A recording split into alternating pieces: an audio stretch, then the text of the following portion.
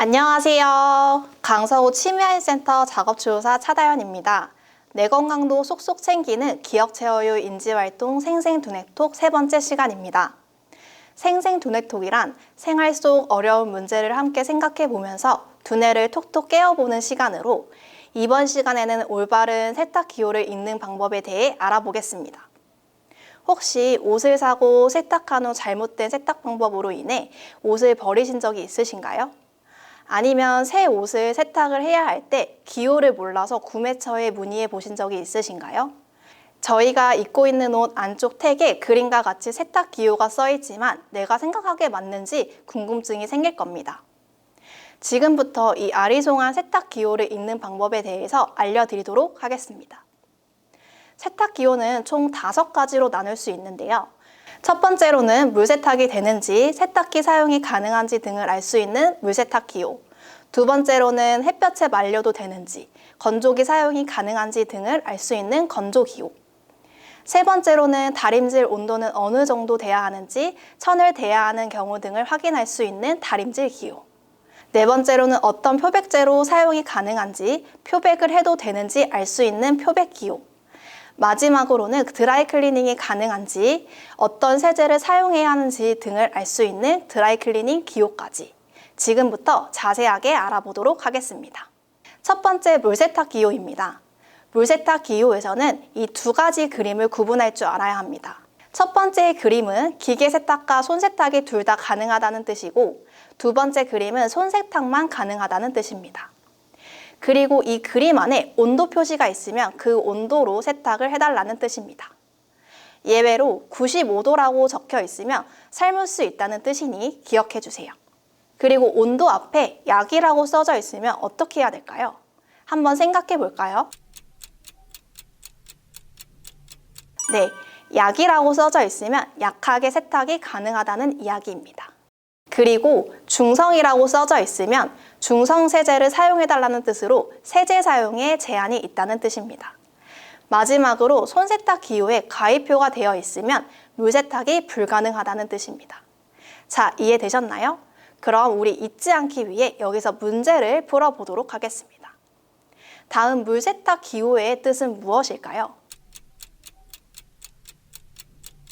40도로 세탁이 가능하고 세탁기 손세탁이 가능하다는 뜻입니다. 그럼 난이도를 더 높여볼까요? 다음 물세탁 기호의 뜻은 무엇일까요? 30도로 세탁이 가능하고 약하게 손세탁만 가능하고 중성세제를 사용해야 한다는 뜻입니다. 혹시 헷갈리시거나 어려운 부분이 있으면 뒤로 가기를 눌러 복습해주세요. 두 번째로는 건조 기호입니다. 건조 기호는 크게 3가지로 나눠지게 되는데요. 해 모양이 있는 햇빛 건조 기호, 기계 건조 기호, 손으로 물기를 짜는 모양인 손으로 짜는 건조 기호까지 총 3가지입니다. 해 모양이 있는 햇빛 건조 기호에서는 가운데에 옷걸이라고 써져 있으면 옷걸이에 걸어서 건조해 주시면 되시고, 뉘어서라고 써져 있으면 바닥에 뉘어서 건조를 해주시면 됩니다. 그런데 여기서 예외로 해 모양 왼쪽에 빗금 표시가 있으면 그늘에서 건조를 해야 한다는 표시입니다. 햇빛 건조와 그늘 건조는 헷갈릴 수 있으니 왼쪽 동그라미 부분을 잘 봐주셔야 합니다. 그리고 기계 건조에서는 기계 건조가 가능하다는 기호, 기계 건조가 불가능하다는 기호가 있습니다. 마지막으로 세탁물을 손으로 짜는 이 표시는 가운데 약하게라고 써져 있으면 손으로 약하게 짜라는 표시고, X 표시가 있으면 손으로 짜면 안 된다는 표시입니다. 자, 지금까지 건조를 하는 방법에 대한 기호를 살펴보았습니다. 이번에는 다림질 기호입니다. 혹시 다림질을 할 때 저희는 어떤 기구를 사용할까요? 네, 바로 다리미인데요. 다림질 표시를 확인할 때 이 다리미 모양 기호를 기억해 주시면 됩니다. 다리미 안에 온도 표시가 있으면 이 온도에서 다림질을 해주시면 됩니다. 이 그림은 180도에서 210도 사이의 온도를 다림질 해주시면 되겠죠? 그리고 이 다리미 밑에 이런 물결 표시가 있으면 원단이 상할 수 있으므로 천을 덮고 다림질을 해주시면 됩니다. X 표시가 있으면 다림질을 할 수 없다는 뜻입니다. 꼭 주의해서 사용해 주세요. 다음은 표백 기호입니다. 표백제는 산소계 표백제와 염소계 표백제가 있는데요. 산소계 표백제는 산소로 만들어진 것으로 흔히 가루형 세제, 과탄산 소다를 말하는데요. 이 표백제는 흔히 의류를 세탁할 때 사용합니다. 그리고 염소계 표백제는 강력한 표백을 위해 쓰는 락스와 같은 표백제로 흔히 흰옷을 세탁한다던가 집안 청소, 살균, 악취 제거용 사용을 하고 있습니다. 여기서 중요한 건 이 산소계 표백제와 염소계 표백제를 같이 쓰면 인체에 매우 해로운 유독가스가 발생하기 때문에 되도록 섞어 쓰지 마시길 바랍니다. 자, 표백기호에서는 세모를 꼭 기억해 주세요. 이 세모 안에 산소 표백이 있으면 산소계 표백제로 표백하시면 되시고, 염소 표백이 있으면 염소계 표백제를, 염소 산소 표백이 있으면 둘 중 하나를 모두 사용이 가능하다는 뜻입니다. 마지막으로 각 기호마다 X 표시가 있으면 그 성분으로 표백을 할 수 없다는 뜻입니다. 꼭 기억해 주세요. 이제 마지막으로 드라이클리닝 기호인데요. 드라이클리닝 기호는 세 가지입니다. 첫 번째로 드라이클리닝이 가능하다는 기호이고, 두 번째로는 바닥에 짝대기가 추가되어 있으면 드라이클리닝 전문점에서만 가능하다는 기호입니다. 마지막으로 X 표시가 있으면 드라이클리닝이 불가능하다는 기호입니다. 자, 이렇게 올바른 세탁 기호를 읽는 방법을 알려드렸는데요. 지금부터 실제 택을 보고 읽어볼까요? 다음 세탁 기호를 보고 세탁기에 넣어도 된다는 기호가 있는 빨랫감을 찾아주세요. 1번에서 4번 중 골라주세요.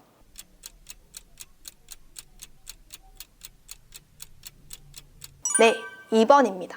2번 기호 중 첫 번째 기호가 세탁기에 넣어도 되는 기호였는데요. 이 기호는 물온도 30도, 세탁기로 약하게 세탁, 약하게 손세탁, 중성세제 사용이 가능한 기호였습니다. 다음 문제입니다. 세탁 기호를 보고 기계 건조가 가능하다는 기호가 있는 빨랫감을 찾아주세요. 1번에서 4번 중 골라주세요.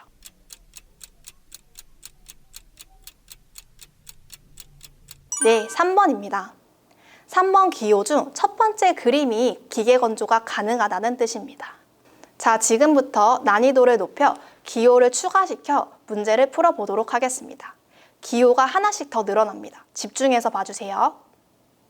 다음 기호를 보고 천을 대고 다림질을 해야 하는 빨랫감을 찾아주세요. 1번에서 4번 중 골라주세요. 시간이 부족하다면 화면을 잠시 멈춘 후 문제를 풀어주세요. 시작!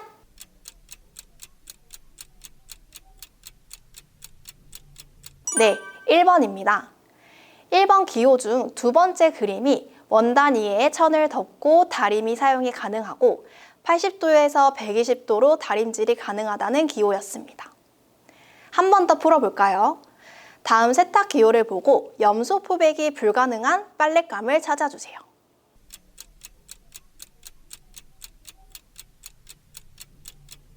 네, 4번입니다. 4번 중 세 번째 그림이 염소계 표백제를 사용할 수 없다는 뜻입니다.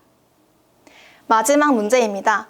다음 세탁 기호를 보고 드라이클리닝 전문점에서만 가능한 빨랫감을 찾아주세요.